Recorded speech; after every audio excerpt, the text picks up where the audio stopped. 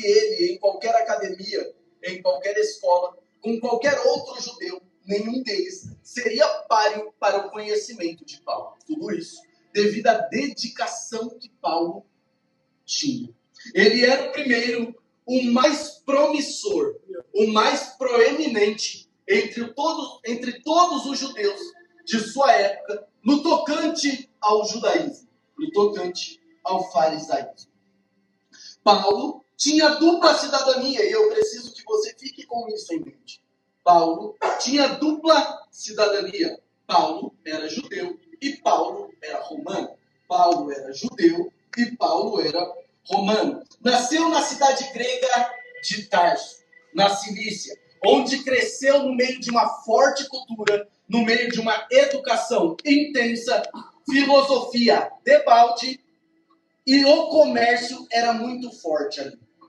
William Ramsay define Tarso, a cidade, como a cidade cujas instituições reuniam o que havia de melhor e mais completo do caráter oriental e ocidental. Logo, a cidade em que Paulo cresce, passa os seus primeiros anos de vida, era uma cidade completa, e não somente completa, uma cidade boa, uma cidade próspera, uma cidade em que o conhecimento, a filosofia, tudo isso era valorizado. É este o cenário em que Paulo cresce.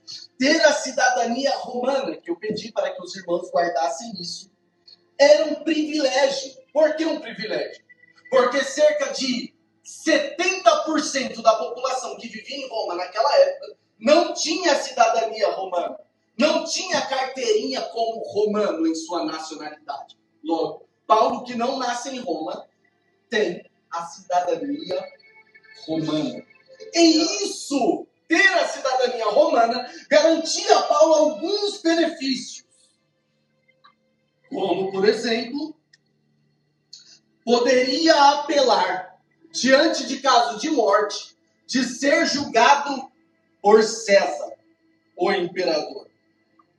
Ele era imune aos açoites no qual o nosso Senhor Jesus foi condenado.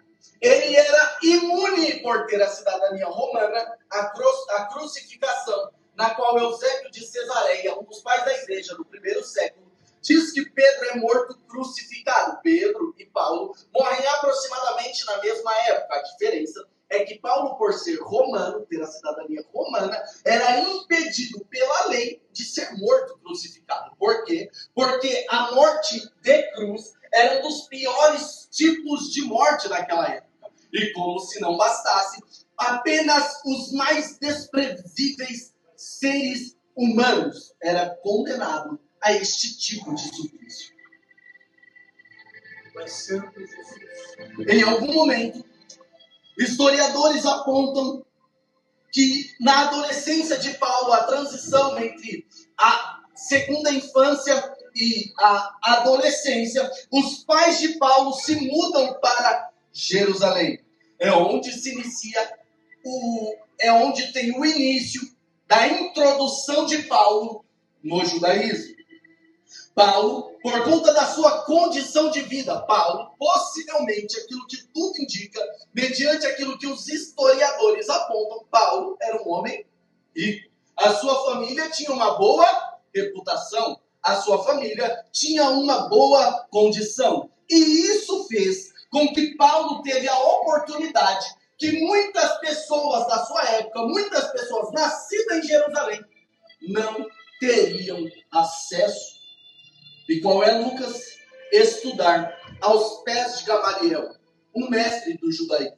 Gamaliel era conhecido por ser neto de Hilel. E naquela época existia duas faculdades, as mais famosas, as mais intensas, as mais renomadas naquela época. A faculdade de Hilel e a faculdade de Shammai. Paulo teve a oportunidade de estudar aos pés de Gamaliel, que era neto de Hilel, coisa que muita gente não teria. O proeminente mestre judeu Hilel foi fundador de uma escola farisaica cujo ensino abrangia os textos talmúdicos de sua época. O tratado de Talmud, Mishnah, Derabanã. Todos estes documentos judaicos são conhecimentos desenvolvidos, são histórias, são procedimentos desenvolvidos por homens. E Paulo teve acesso a tudo isso.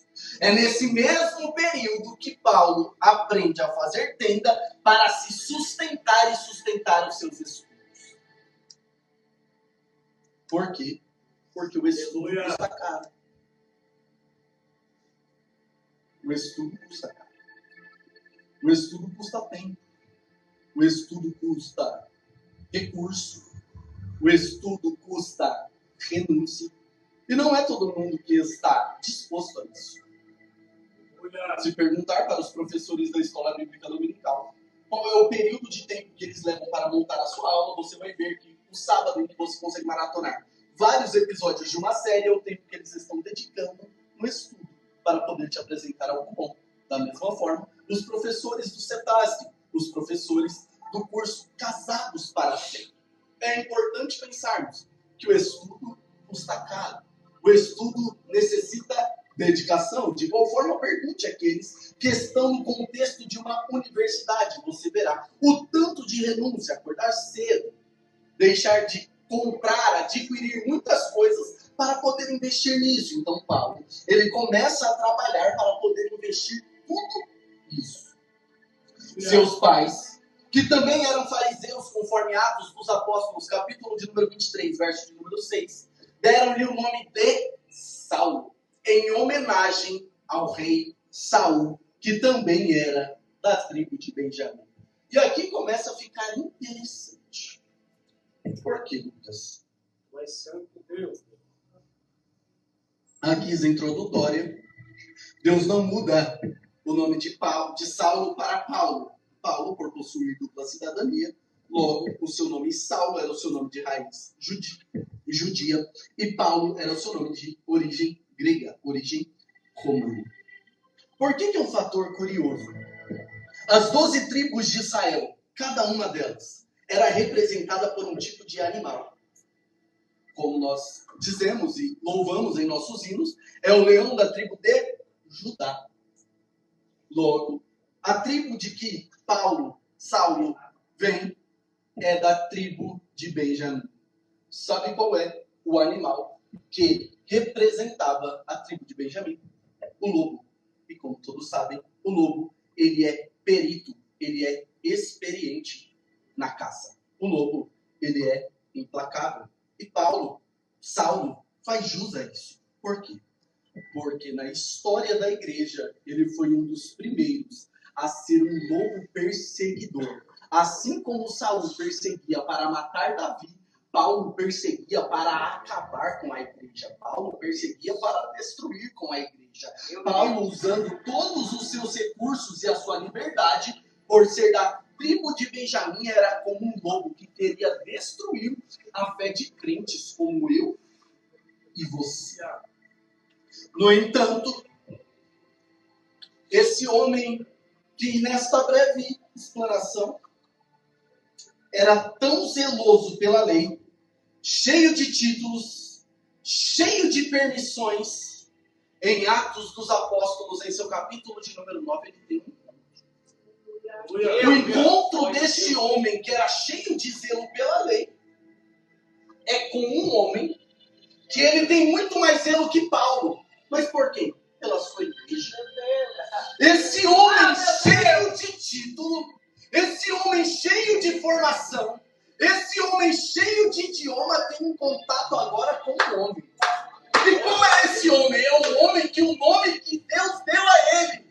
Todo joelho dos que estão no céu, na terra e embaixo da terra terão que se dobrar a ele e dizer que ele é Senhor. Ele é um homem cheio de permissões. É ele quem vai diante do governo e pegar cartas para perseguir o povo. O homem que ele se encontra, ele não pede permissão. É ele quem dá a permissão. Esse homem que ele se encontra não pede permissão. É quem tem a chave de Davi que abre e ninguém fecha, que fecha e ninguém abre. É aquele que tem é o homem que tem as chaves dos céus e da terra. Ele se encontra com Jesus. Ele estava furioso, mas quando ele vê o resplendor cercando ele, quando ele vê a glória tomando ele, ele cai de joelho, mansinho, mansinho. Eu vou perseguir, eu vou matar, eu vou destruir. Quando Jesus se apresenta, Saulo, Saulo, a resposta dele é: por que me persegue, Senhor? Ah, meu Deus!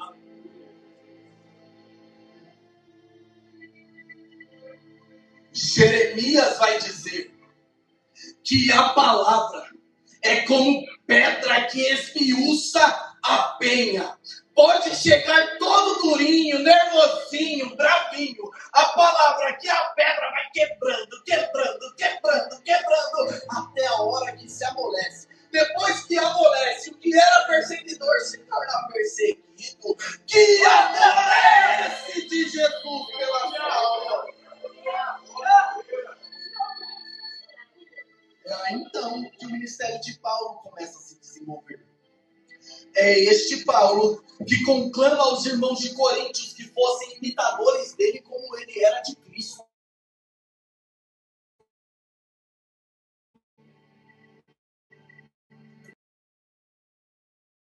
Que diz que não tem a sua vida por preciosa. É ele quem diz com satisfação, escreveu aos irmãos que estavam na Galácia: eu trago em meu corpo as marcas de Cristo. Eu sei que dói, que é difícil, e nós não queremos ter as marcas de Cristo em nosso corpo. Mas esse perseguidor, ele falava com orgulho: eu trago em meu corpo as marcas de Cristo. E nós não gostamos de perder, nós não gostamos de sofrer, nós não gostamos de não ir de porta fechada, mas nós iremos perder. Mas ele não vai nos perder. Paulo padeceu muito.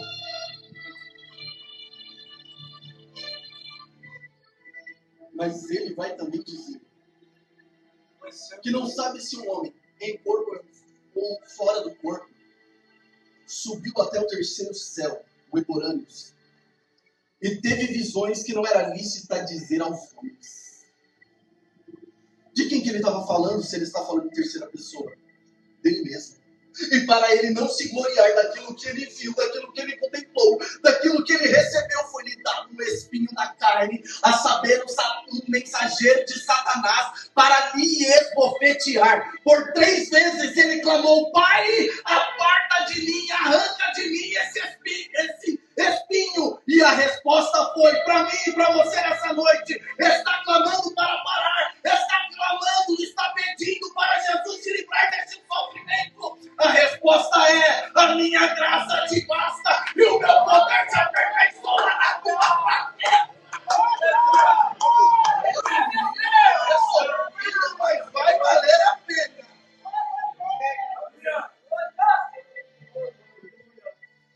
O ministério de Paulo é um ministério que se assemelha muito com o nosso.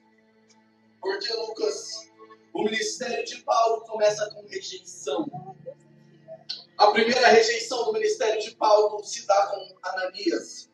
Ananias, Deus o chama e ele contesta contra Deus por conta de Deus ter mandado ele ir, Deus abençoe, ter com Paulo e devolver a visão a Paulo, o perseguidor.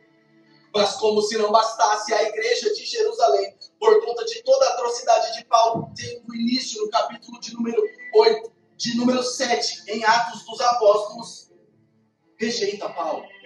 E o ministério de Paulo se assemelha ao nosso. Pois quem disse que seria? Quem disse que todo mundo olharia para ti? Quem disse que todo mundo gostaria de nos ouvir? Quem disse que todo mundo gostaria de te ver louvar? Quem disse que todo mundo gostaria de te ver louvar? É que nós não estamos acostumados com isso. Nós vemos isso centenas de vezes na vida. É normal, é disso. O fator determinante é que por não ter desistido, por não ter desistido, por não ter parado, por não ter aberto mão do seu chamado, por não ter aberto mão da sua vocação, por não ter aberto mão daquilo que Deus tinha para ele, é que agora nós entramos naquilo que Paulo começa a realizar.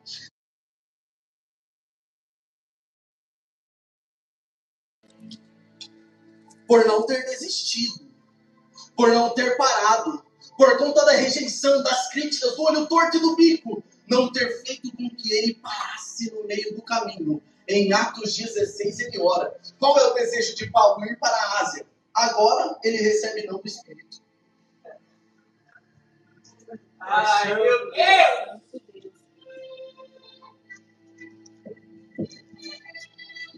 E sabe o que acontece? Muitas vezes, por estarmos cheios de Deus, Deus nos diz alguns nãos. E por nos sentirmos tão cheios de Deus, achamos que aquilo é coisa da nossa cabeça e nós fazemos. E aí é que as frustrações vêm, o desespero vem, as consequências da nossa desobediência chegam. E aí nós falamos, Deus, mas eu estava fazendo a tua obra. Eu estava orando por ele, eu estava orando por ele, eu estava... Mas Deus disse, e eu te mandei fazer? Que o Espírito Santo de Deus devolva a sensibilidade aos nossos corações. E até mesmo quando ele disser não, que estejamos prontos para ouvir e obedecer o que ele nos manda fazer.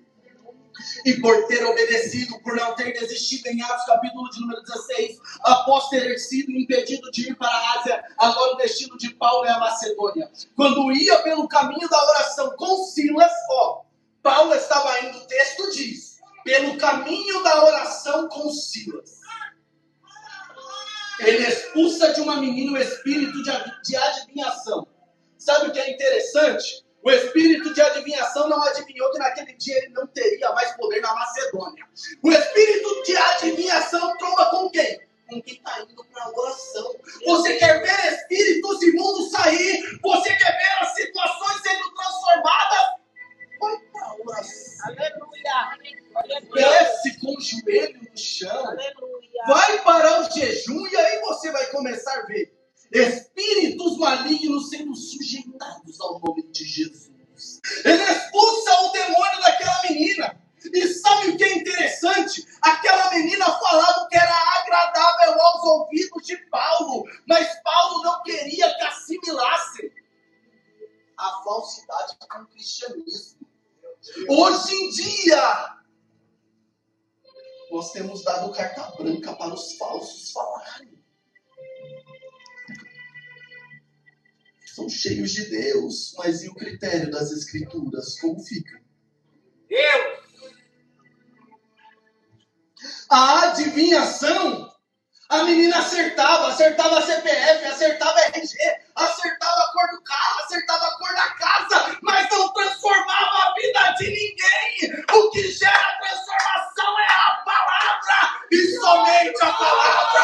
O que gera salvação não é a profecia, é a palavra e somente a palavra. E até mesmo a profecia tem que se submeter ao crivo das Escrituras. E aí nós vemos isso. Por conta de Paulo ter expulsado o demônio daquela menina, aquela menina que profetizava, que adivinhava, era a fonte de lucro daquela cidade, da Macedônia. O que acontece? Eles ficam irados com Paulo e expulsam Paulo de lá. Em Atos 19, por Paulo não ter desistido, por Paulo não ter parado, por Paulo não ter aberto mão, por Paulo não ter renunciado por conta de cara feia, a situação se repete. Paulo agora está pregando, e a pregação de Paulo é: todos os deuses fabricados na Ásia Menor são deuses feitos pelas mãos de homens, mas o Deus a quem nós servimos, o Deus a quem nós cremos, ele não cabe na palma da nossa mão, ele não cabe na nossa caixa teológica, ele é criador do céu, é criador da terra e domina todas as coisas. É essa a pregação de Paulo. A pregação de Paulo é: o Cristo que vocês viram crucificado, ele não está mais no túmulo, ele ressuscitou, ele ressuscitou. Sabe o que acontece? A mensagem que hoje dá like, dinheiro e curtida é a mensagem da teologia da prosperidade. É de que você vai vencer e vai dar tudo certo. A mensagem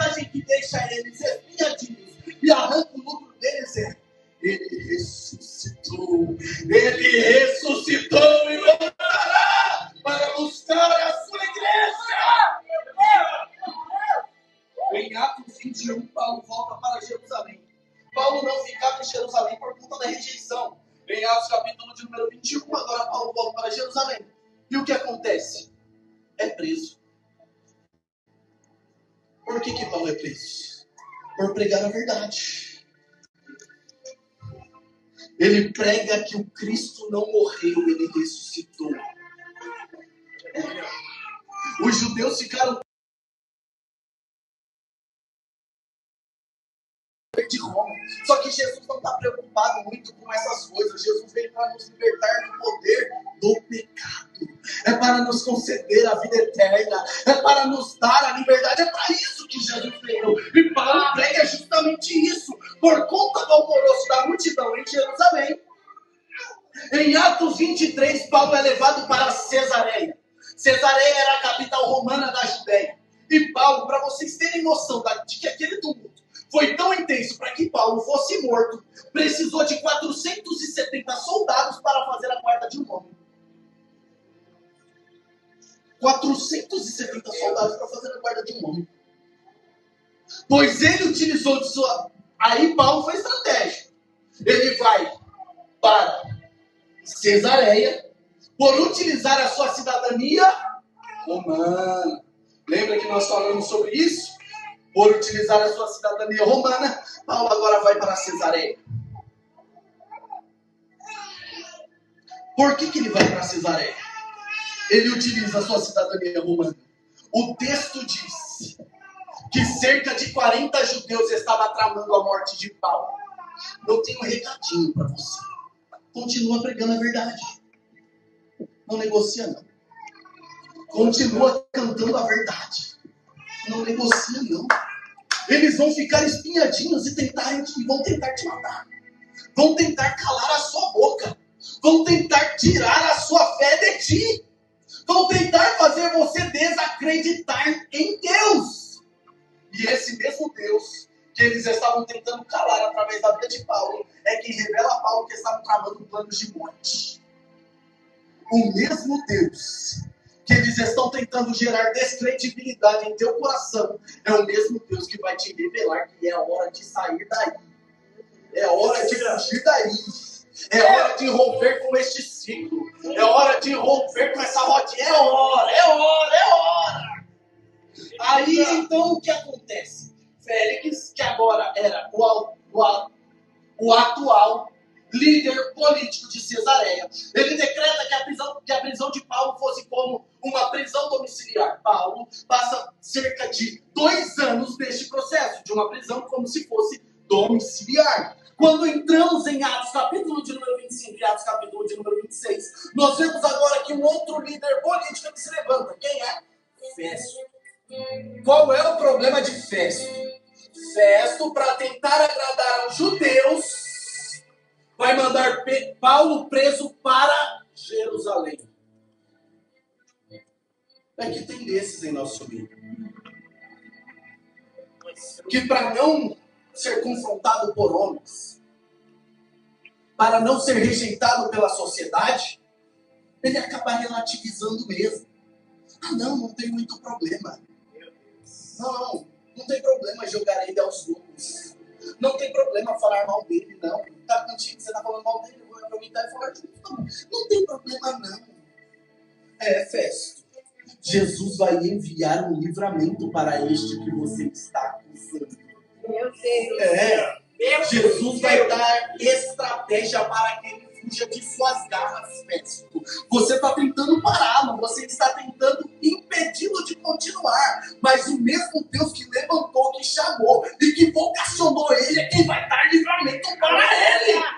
Agora, nós entramos em Atos capítulo de número 27. E em Atos capítulo de número 27, começa a trajetória de Paulo até Roma. Porque agora Paulo apela verdadeiramente para Festo, por conta de ser romano, para que seja enviado para Roma, para ser julgado por César. Porque ele sabia que em Jerusalém seria apenas a capital. Mas por ser romano, agora ele vai lá apelar para César. É exatamente aqui que nós entramos no texto lido. Pode pôr, por gentileza, Atos 27, 22? Possivelmente era final do ano, período de inverno. a navegação era perigosa, porque no meio do mar, o vento sopra, as ondas aumentam gradativamente. A navegação parecia até ir bem, mas no meio do caminho, como era de costume, eles trocam o barco. Agora, Paulo ele está no barco de Júlio, da corte de Augusta. E o que acontece? O percurso é retomado. E mais uma vez parecia estar tudo bem. Mas o que acontece? O navio começa a balançar. Uma tempestade sobreveio e juntamente com a tempestade, um vento. Qual é o nome do vento? Euroaquilão. E faz com que os pilotos percam o controle do barco. O vento, a tempestade é tão forte que os marinheiros perderam o controle da situação. Mas qual é o detalhe? Paulo havia avisado que era melhor parar. Por quê? Porque Deus falou com ele que era melhor parar. Meu Deus! Conhecendo, meu! Tem muito processo que estamos enfrentando por desobediência. O nosso líder, inspirado por Deus, tem dito: para, diminua, tira um pouquinho o pé do acelerador. E nós não, mas fulano de tal qual os marinheiros fizeram. Não, fulano de tal falou que dá para continuar. Fulano de tal falou que dá para prosseguir. Fulano de tal disse que dá para caminhar desse jeito e está tudo bem. Não parou. Euroaquilão vem. A situação sai do controle. Por conta da intensidade da tempestade, alguns dos tripulantes começaram a despejar as suas bagagens. E é aqui que já começam a perder. A desobediência, em muitas das vezes, porque existem muitas vezes que são propósitos de Deus, mas a desobediência, muitas vezes, vai fazer com que você comece a perder coisas. Eu vou tentar aliviar a consequência, vou me desfazer disso, vou me desfazer daquilo, mas a consequência já está decretada. O anjo do Senhor desce no porão do navio para falar com o preso. Mas o preso que estava no porão do navio era do Senhor. As pessoas pensaram que o evangelho estaria estagnado, estaria preso. Mas o que estava preso era o querix, o mensageiro. O querigma, que é a mensagem, não estava presa. O anjo desce. O anjo desce. O anjo desce. E qual que é a mensagem? Mas agora vos admoesto, aqui tenhais bom ânimo, porque não se perderá a vida de nenhum de vocês, mas somente o navio. Tenham coragem, porque não vai se perder a alma de nenhum de vocês, apenas o navio. E na caminhada da fé, estamos sujeitos a perder muitas coisas. Na caminhada da fé, nós seremos decepcionados. Na caminhada da fé, nós seremos traídos. E um breve testemunho. Na quarta-feira,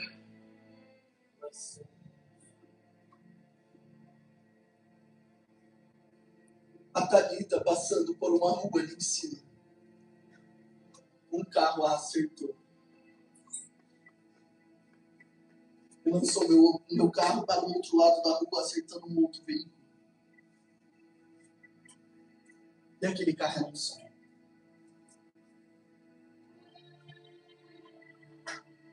Aquele carro foi algo que Deus me deu. E eu decidi, diferente das outras vezes, cuidar e zelar. E eu perdi. Quando olhamos a situação e levamos no funileiro, os 3 funileiros que nós levamos disseram a mesma coisa. Pelo seguro é perda total.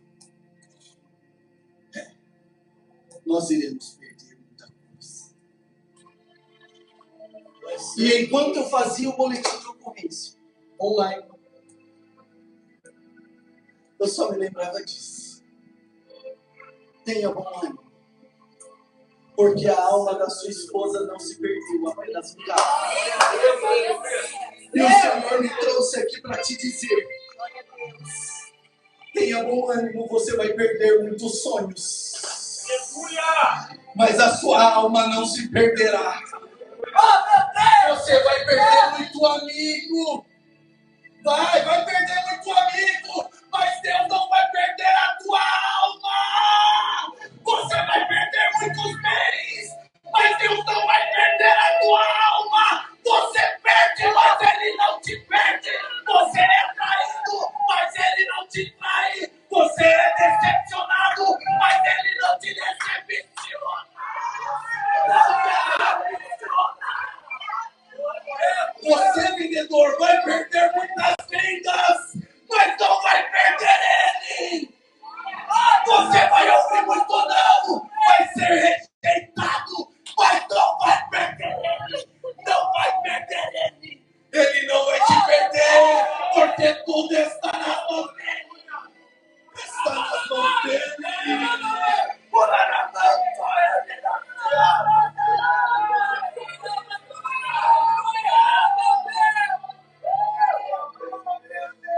Teremos muitos sonhos.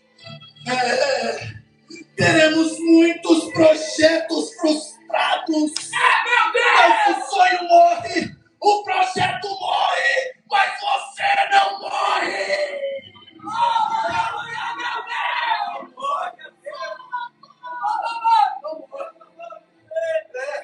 Deus me trouxe aqui para te dizer: você não morre, você perde, mas Ele não te perde.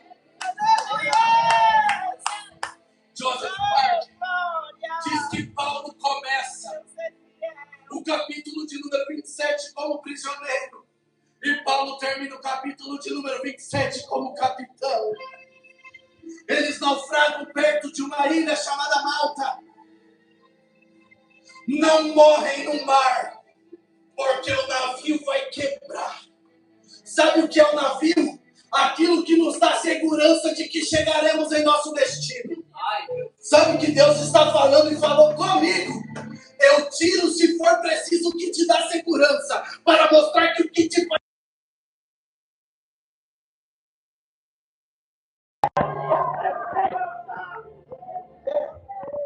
Não morre no mar, mas agora estão expostos a um vento frio e poderiam morrer de hipotermia. Pois o frio, ser imóvel, é problemático. Nada contra, mas você que está muito parado, muito quietinho, comece a trabalhar na obra em nome de Jesus. Porque o frio é problemático. Ele vai te travando ao ponto em que você daqui a pouco não consegue mais nem caminhar. Então comece a se movimentar. Não permita o frio chegar. Para não morrer de frio, Paulo junta alguns gravetos e vai preparar uma fogueira. Juntou o graveto para preparar uma fogueira. Mas Paulo não era pregador? E está juntando graveto? É isso mesmo. Às vezes Deus vai te usar para fazer aquilo que você não foi chamado para fazer, para que a obra dele permaneça. A palavra dele não seja desfeita, porque qualquer a promessa não se perderá nenhum de vós. Deus vai te usar em situações específicas como estratégias para que a palavra dele não caia por terra. A palavra não era que nenhuma alma não se perderia. Então Paulo vai trabalhar para que nenhuma alma vá morrer de hipotermia. Para ter fogo, tem trabalho, tem sofrimento, e eu caminho para o final. Para ter fogo, tem renúncia. Para ter fogo, tem dor. Quer ver um ministério baseado no fogo e se admirar por ele? Pergunte a este o preço que ele pagou para ter um ministério longínquo no fogo. Meu Deus. Dá trabalho e nós não queremos trabalho. Machuca e nós não queremos sentir dor. É verdade, meu Deus.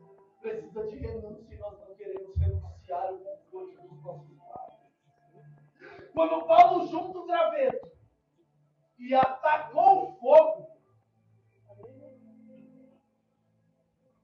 estou em Atos 28. O texto diz que uma víbora sai do meio da fogueira e pica Paulo. Sabe o que é interessante? São dois fatores. Quando não tinha fogo, a serpente estava como? Quietinha. A serpente se camufla no meio de onde não tem fogo. Meu Deus! Não tem fogo? A serpente se camufla no meio. Fala, papai. A serpente não reage. Quer ver a serpente reagir? Taca fogo na fogueira. Quer ver a serpente ficar oriçada para te picar? Põe fogo no teu ministério. Põe fogo quando for pregar. Põe fogo quando for cantar. Põe fogo quando for liderar. Põe fogo quando for dirigir. E aí você vai ver um bocado de serpente, um bocado de víbora, estimando o veneno de Abaíldo. É pastor aí, em nome de Jesus, não vai continuar. Qual é o segundo detalhe? A serpente não pica quem não está acostumado a fazer nada. É por isso, pastor Edson, que o senhor está cheio de picada. Víbora não pica quem não trabalha. Víbora pica quem trabalha e está com a mão no fogo. Quem está perto do fogo, a víbora pica. Quem está longe do fogo, a víbora nem vai atrás dele, João. Víbora só pica quem está pertinho do fogo. Meu Deus.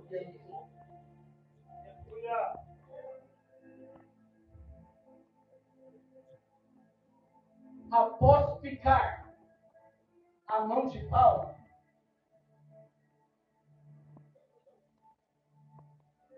Paulo lança a serpente no fogo. Paulo lança a víbora no fogo. Paulo não mordeu a víbora para devolver a dor. Quer matar a serpente? Não devolva a mordida, jogue ela no fogo. Quer acabar com ninhada de serpente? Coloque ela no seu jejum. Quer matar ninhada de serpente? Coloque ela no fogo, na oração. Está lendo a palavra, manda um versículo para ela, porque ela não vai te picar. Quais são as víboras atuais dos nossos dias? São palavras de pessoas próximas que geram um veneno desastroso em nossas almas. Mas se um dia você foi picado e esse veneno está fazendo efeito até hoje, que pelo fogo do Espírito Santo, o poder que há no nome de Jesus, você seja curado desse veneno e você seja o que você parou.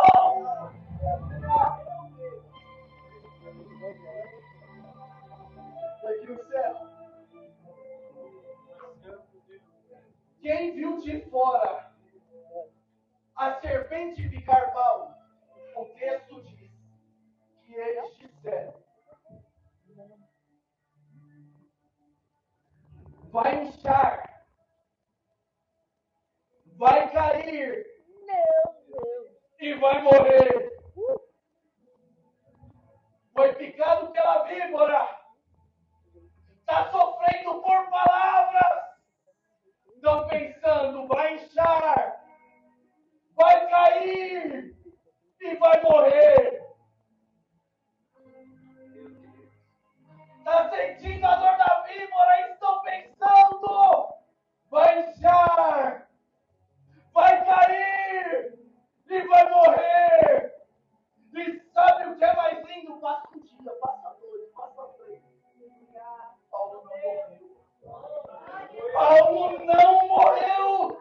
Paulo não morreu! E por que Paulo não morreu? Porque a palavra do Senhor sobre a minha, sobre a tua vida permanece. Qual é a palavra? Ele não vai se perder a vida de nenhum de vós, não vai perder a vida da sua casa, não vai se perder a vida da sua família, não vai se perder ninguém. Não é porque eu estou dizendo, é porque o capitão dos capitães está dizendo. Pode até inchar, pode até ficar vermelho, mas não vai cair, não vai morrer, enquanto você continua trabalhando na obra. O dono da obra trabalha por você.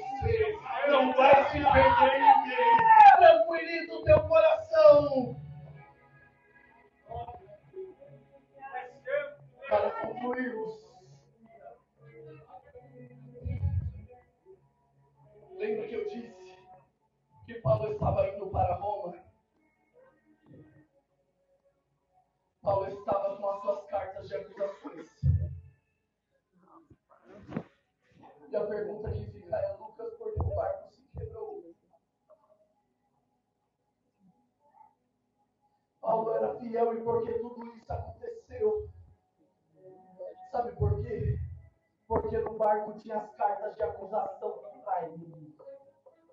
Sabe por que você vai perder muita coisa? Para que as provas falsas de acusações contra você não venham a prosperar. Meu Deus! Você vai perder muita coisa para que as cartas de acusação contra você não venham ser validadas. E o nome de Cristo será glorificado através da tua vida. Permaneça crendo que não vai se perder nenhuma alma, nenhuma vida vai se perder, porque Deus está no ar. E assim eu agradeço a minha oportunidade.